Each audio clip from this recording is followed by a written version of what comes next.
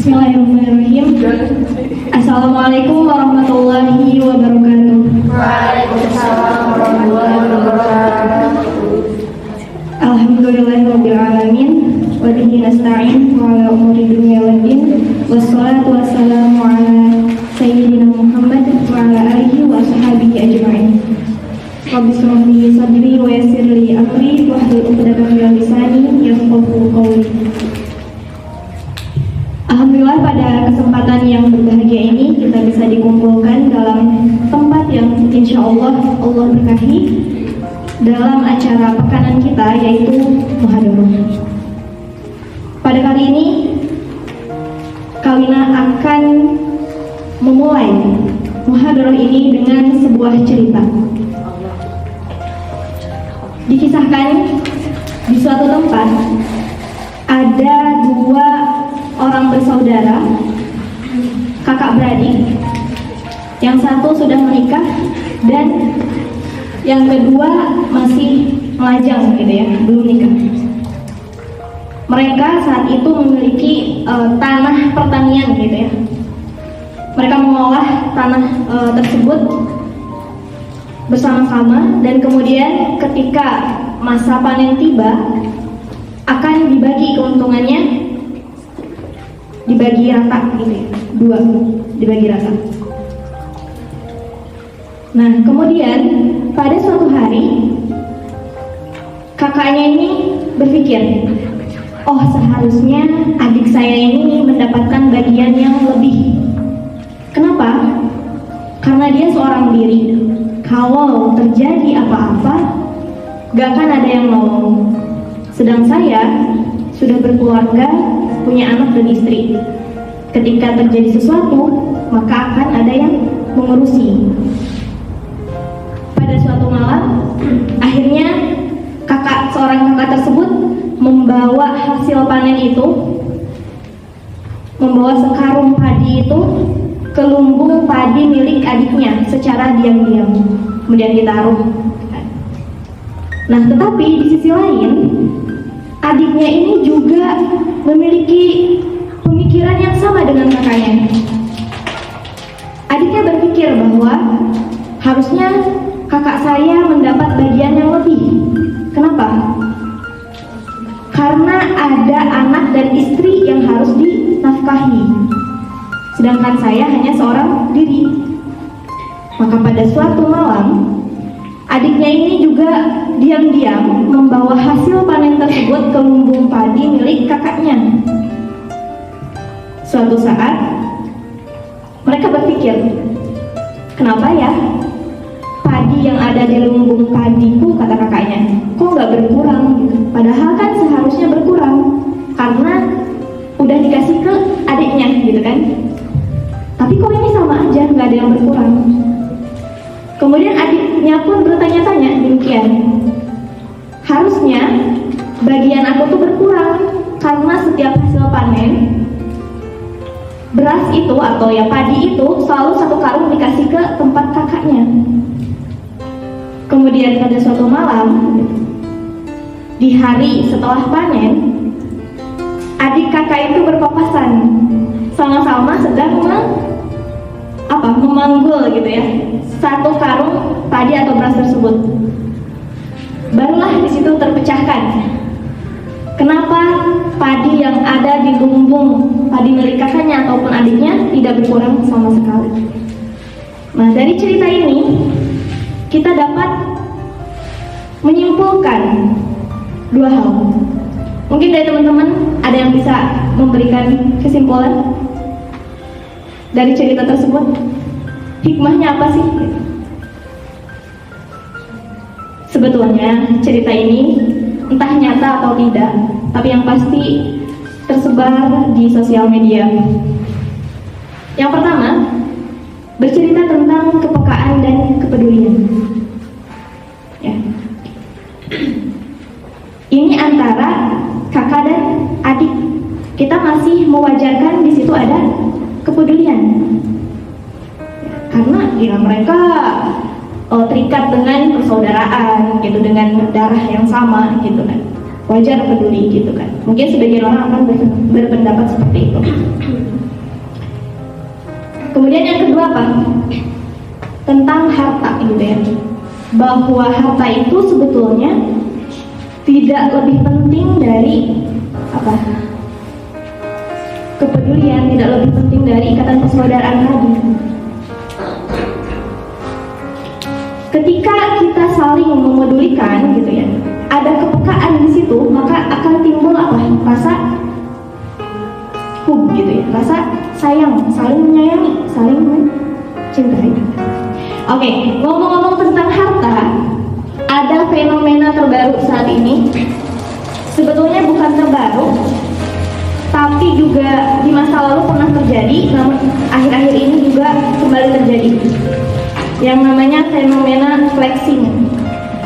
Ada yang udah pernah dengar? Ya mungkin yang update ya, pasti pernah dengar kata istilah flexing.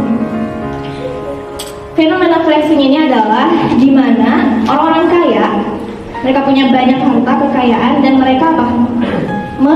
Memamerkan kekayaan tersebut di khalayak umum. Mereka punya mobil mewah, rumah mewah, dan mereka bangga dengan kekayaan itu dan yang memamerkannya.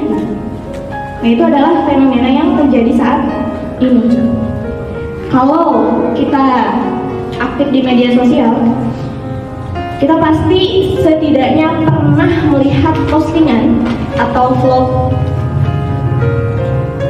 di Instagram atau di YouTube tentang siapa? Crazy Rich ya.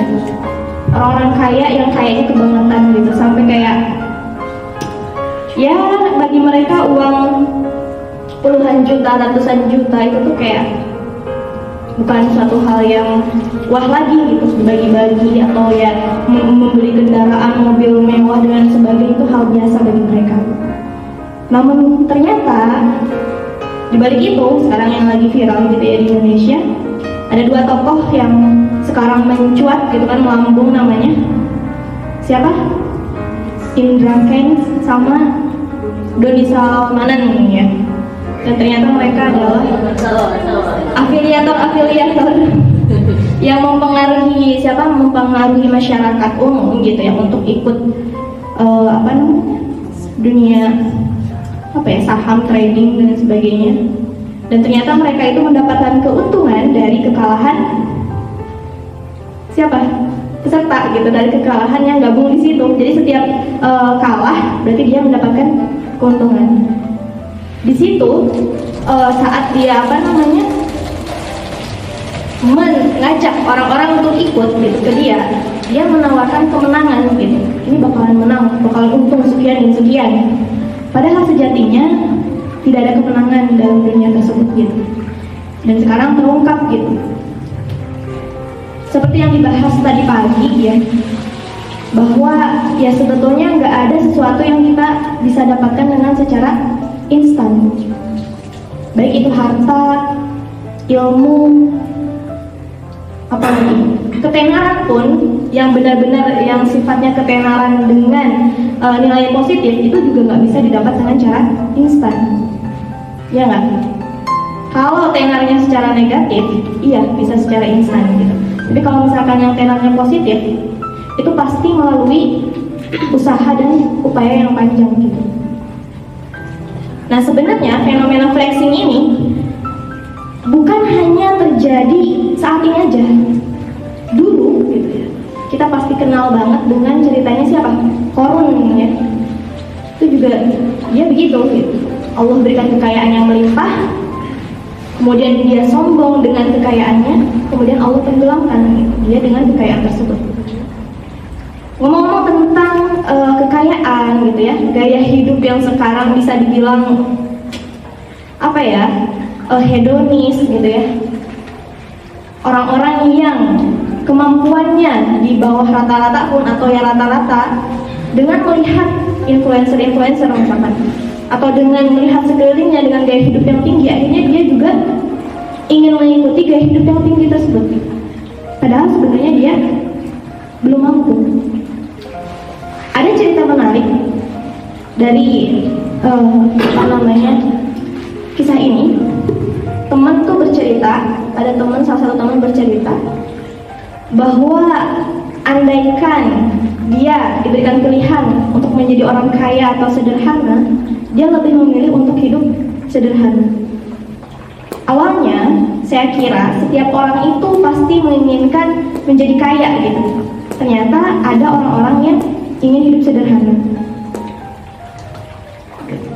Tapi di sini bukan berarti Islam itu melarang kita untuk menjadi kaya, tapi juga tidak membiarkan kita untuk menjadi miskin. Jadi harta di sini sifatnya apa? Netral gitu ya. Tergantung siapa yang menggunakannya. Digunakan untuk apa? Didapat dari mana?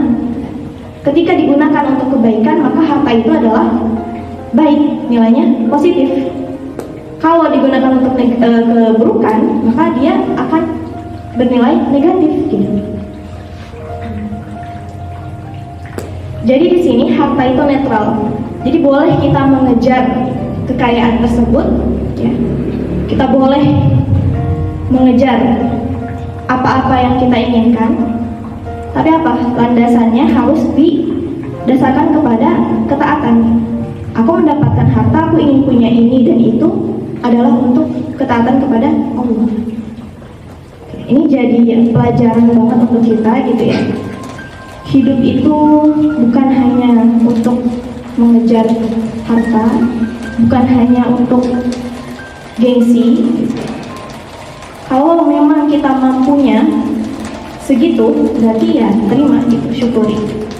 Kalau memang ternyata kita diberikan kelebihan, maka apa? Manfaatkan dengan baik. Dan harus ingat bahwa dari rezeki yang kita miliki, kita dapati itu ada bagiannya orang lain. Jadi ketika ada kesempatan kita untuk bersedekah dan lain sebagainya, maka manfaatkan kesempatan itu. Karena apa?